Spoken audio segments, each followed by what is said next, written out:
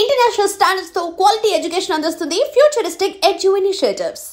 ఇప్పుడు కూడా మేబీ చాలా మంది ఇప్పుడు అనుకున్నారా లాకెట్ అది పట్టుకెళ్లారు, ఎందుకు అలా పట్టుకెళ్లారు, సూట్ కేసులో పెట్టుకెళ్ళచ్చు కదా, ఇది పట్టుకెళ్ళచ్చు కదా అని చాలా మంది అన్నారు. అన్నయ్య ఎప్పుడు కూడా అమ్మని ఏదైనా షూట్స్ ఉన్నప్పుడే వదిలి వెళ్తాడు, లేకపోతే అస్సలు వదలడు. వెళ్ళినా కూడా రోజుకు ఒక 10 సార్లైనా ఫోన్ చేస్తాడు, అమ్మ ఏం తిన్నది అంటే మా వదిన శిరీష. నాకు అదే తెలిసింది అంటే ఎవరికి పిల్లలకి గానీ వైఫ్ కి గానీ కాల్ కూడా చేయరు, అమ్మకి మాత్రం గానీ నైట్ గానీ అమ్మ నువ్వు తిన్నావా అని ఫోన్ చేస్తా. అమ్మ కానీ ఎత్తకపోతే ఇంకంతే. మా శిరీష తన పేరు, మా అన్నయ్య వైఫ్ పేరు.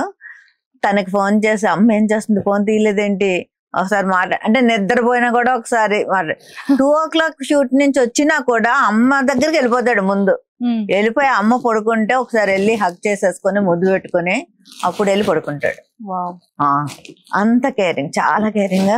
ఫుడ్ విషయంలో కూడా చాలా తనకి అలా చెప్తూ ఉంటాడు, ఇది తినొద్దమ్మా అంటే కొంచెం ఏజ్డ్ అయింది కదా, నువ్వే ఉండాలి మాకు ఎంత వీలైతే అంతకాలం అన్నట్టు. అంటే నేను చాలా తక్కువ మందిని చూస్తాను అలా. అంటే ఇప్పుడు చాలా మంది జనరేషన్ చూస్తున్నాం కదా మనం.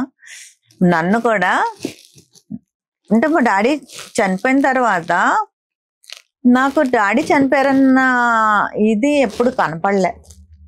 నా 2 బ్రదర్స్ నాకు బోల్స్ లాగా నించున్నారు, 2 చాలా సపోర్ట్ నాకు. అసలు కోవిడ్ టైంలో నాకు సర్జరీ చేయవలసి వచ్చింది. సెకండ్ టైం కాదు, ఫస్ట్ అక్టోబర్లోనే. కోవిడ్ కదా, అప్పుడు ఎవరు రావడానికి అవ్వదు, ఏమి చేయదు. నేను కూడా వద్దు అని చెప్పా, పర్లేదన్నా వద్దులే ఆడు, ఇంకా అసలు అలా ఎలా చేయించేసుకుంటావు, ఎవరు లేకుండా నువ్వు హాస్పిటల్లో ఎలా సర్జరీ చేయించేసుకుంటావు, ఏం లేదు ఏమైనా పర్వాలేదని. తనకి షూట్స్ ఉన్నాయని అమ్మని తన వైఫ్ని కార్లో ఎక్కించి మళ్ళీ వాళ్ళకి ట్రైన్లో అది అయితే మళ్ళీ ఏమైనా అవుతుంది కార్ బుక్ చేసి పంపించి నా దగ్గర ఉంచాడు. ఉంచి నేను అన్ని అంటే కొన్ని మర్చిపోలేము. రోజు నాతో మాట్లాడతాడు, కంపల్సరీ మాట్లాడతాడు.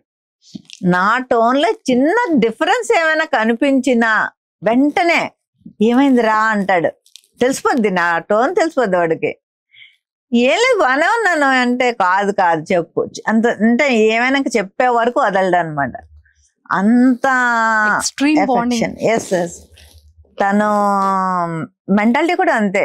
చిన్నప్పటి నుంచి కూడా ఫ్రెండ్స్ తోటి, ఇప్పుడు మేమందరము డాడీకి అలా ట్రాన్స్ఫర్లు అయ్యేవి కదా, సో చోడవరంలో ఎక్కువ కాలం. వాడి ఫ్రెండ్స్ అందరూ మా ఇంటి దగ్గర ఫుడ్ తినేవారు. అసలు డాడీ కూడా ఇంకా చాలా ఎంత కొట్టేవారో, మళ్ళీ అంత మా ఇద్దరు అంటే అన్నని నన్ను కాదు, వాడిని పట్టుకుని హక్ చేసుకుని కాల్ మీద కాల్ వేయించుకుని పడుకునేవారు డాడీ. మళ్ళా నన్ను ఏదైనా అంటే నేను కూడా చెప్పేదాన్ని కాదు, నేనేమన్నా అంటే మొత్తం వేసేసేవారు. నన్ను కానీ ఏమైనా అన్నాడు అంటే ఒక్కొక్కసారి ఆయన ఎక్కువ కొట్టేస్తారు అనేసి నన్ను ఏమైనా అన్నా కూడా నేను చెప్పాను. అంటే చిన్నప్పుడు ఎలా ఉండేవాడు అంటే, కొంత ఏజ్ వచ్చేసరికి నేను ఇంటర్ 10th ఆ టైంకి జస్ట్ మనం వెళ్తున్నప్పుడు కామెంట్ అంటే చేస్తారు కదా అబ్బాయిలు, అన్న తర్వాత ఏదో ఒకటి వాడికి తెలియకపోయినా వాళ్ళ ఫ్రెండ్స్ కూడా వాచ్ చేసి, ఒరే చెల్లిని వాడు అలా అన్నాడంటారా, ఇలా అన్నాడంటారా వెంటనే. ఇంకా నేను అందుకని చెప్పేదని కాదు, ఇంట్లో వాడు వెళ్ళి వాళ్ళతో ఏం తగులేదు, వాళ్ళు ఏదో కామెంట్ చేసుకుంటారు, ఓకే వదిలేవచ్చు కదా అన్నట్టు నేను చెప్పేదాన్ని కాదు. పుట్టి పెరిగిందంతా వైజాగ్. పుట్టి పెరిగింది నేను పుట్టింది అంటే డాడీ ట్రాన్స్ఫర్లే కదా, నేను విజయనగరంలో పుట్టాను, తను పిఠాపురంలో పుట్టాడు అన్నయ్య. ఓ పిఠాపురం ఎమ్మెల్యే గారి తాలూకా. వెరీ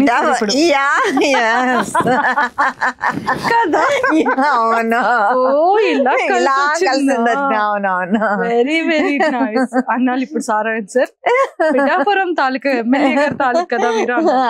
అవును, పిఠాపురంలో పుట్టాడు డాడీ, పిఠాపురం. సో అక్కడ పుట్టాడు అన్నయ్య. నేనైతే విజయనగరంలో పుట్టాను.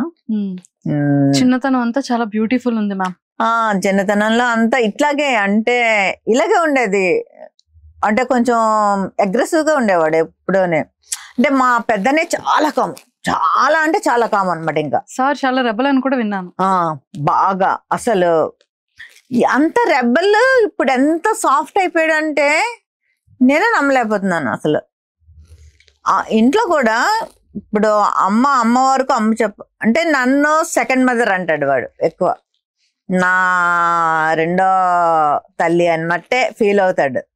ఇంకా వాడికి ఏదైనా ప్రాబ్లం వచ్చినా కూడా నాకే చెప్తాడు అనమాట.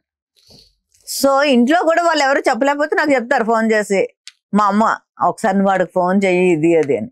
అప్పుడు అంటే నేను కన్వే చేసే విధానం కొంచెం ముందు ఏదో టాపిక్ మాట్లాడి ఏంటి అప్పుడు ఆ చివరికి ఆ టాపిక్ వచ్చి ఏంటన్నా ఏంటి అని అలా కన్వే చేస్తాను మెల్లిగా. అలా చేస్తే అప్పుడు వాడికి అర్థమవుతుంది. అంటే ఆడికి కన్వే చేసే విధానం రావాలన్నమాట. అలా ఉండేవాడు. కానీ ఇప్పుడు అట్లా కాదు. చాలా కాలం అసలు చాలా డిఫరెంట్ గా నాకు అంటే సార్ తోటి పరిచయం అయిన తర్వాత చాలా చాలా కూల్ అంటే కూల్ అయిపోయాడు బాగా. మ్యామ్, మీ ఇద్దరికి భరణి సార్కి మీకు ఉన్న ది బెస్ట్ మెమొరబుల్ మూమెంట్ ఏంటి? బెస్ట్ సార్ విషయంలో ఇప్పటికీ కూడా సార్కి ఎక్స్ప్రెస్ చేయకుండా సార్ కోసం మీరు బాధపడిన సందర్భం ఏంటి? మెమరబుల్ మూమెంట్ ఏంటంటే, నేను ఇంటర్లో ఉన్నప్పుడు నన్ను ఎవరో టీచ్ చేసేవారు, అట్లా ఏదో ఉండేది. అది వాళ్ళ ఫ్రెండ్స్ ఎవరో చెప్పారనమాట సంథింగ్, చెల్లిని ఇలాగా వెనకాల ఫాలో అవుతున్నారు ఇది అది అని. వెళ్ళి ఏం చేశారంటే ఈ ఫ్రెండ్స్ అందరూ కలిసి, ఇంక్లూడింగ్ అన్నయ్యతో కలిసి అందరూ కలిసి కొట్టేశారు వాళ్ళని. కొట్టేసి మళ్ళీ ఇంటికి వచ్చి కొట్టేసి నువ్వు ఎందుకు చెప్పలేదు నాకు అని నాతో గొడవ పడ్డాడు. పడితే లిటరల్లీ నేను 2 years మాట్లాడలేదు. 2 years నేను అస్సలు మాట్లాడలేదు. ఇంకా అలా తిరిగేవాడు, నా చుట్టూ తిరిగేవాడు. అయినా సరే నేను కావాలని అలా 2 years మాట్లాడలేదు. 2 years తర్వాత ఒకసారి వచ్చి ఇంకెప్పుడు ఇలా చెయ్యనరా ఇది అది అనుకుని ఇంకా అట్లా చేసేసరికి అది నాకు అది అయితే ఆ మూమెంట్ ఇప్పటికీ కూడా అది అలా కళ్ళకి కట్టినట్టు అనిపిస్తుంది అన్నమాట. సో ఆ మూమెంట్ అయితే నేను మర్చిపోలేను. అంటే ఒక బ్రదర్ అండ్ సిస్టర్ బాగా బాండింగ్ అయ్యి మంచి క్లోజెస్ట్ గా రావాలి అంటే సంథింగ్ స్పెషల్ ఉంటుంది. ఏదో ఒక మూమెంట్ ని ఇలా యూటర్న్ చేస్తుంది. అవును అవును. అంటే డిస్టెన్స్ బట్టి ఒక బాండింగ్ లేదు అంటే కొన్ని వర్డ్స్ అనేది హార్ట్ గుండిపోతుంది, లేదా నా వెనకాతల కొండంత అండ అనే ఒక ధైర్యం ఏదో ఒక సందర్భంలో ఇచ్చే విషయంలో హార్ట్ అయి ఉంటుంది. అలా మీ విషయంలో అయింది. అలా ఇప్పుడు ఇది అయింది కదా. తర్వాత ఏ రోజు కూడా నేను ఎప్పుడైనా ఏదైనా అంటే వాడి దగ్గర ఉన్నా లేకపోయినా నేను అడిగాను అంటే అసలు ముందు వెనక ఆలోచించడు. ఇంకా అది అడిగింది వెళ్ళి ఇచ్చేయాలి అంతే, అదే ఆడి మైండ్లో ఉంటుంది. ఎలా అయినా సరే ఆడి దగ్గర ఉన్నా లేకపోయినా వెంటనే పంపించేస్తాడు అనమాట. అది నేను అసలు ఎవరి దగ్గర కూడా నేను అంత అంటే నేను చాలా ఫ్రీగా ఉండగలను. మ్యారేజ్ అయ్యి వచ్చేసినా కూడా నేను ఇప్పటికీ కూడా నాకు ఇట్లాంటి బ్రదర్స్ దొరికారు అన్నది మాత్రం నాకు ఇద్దరుని. సో అంటే పెద్దన్నయ్య ఎక్కువ మాట్లాడు కామ్ కాబట్టి తను ఫోన్ చేయడు. చిన్నన్నయ్య మాత్రం రోజు ఫోన్ చేస్తాడు.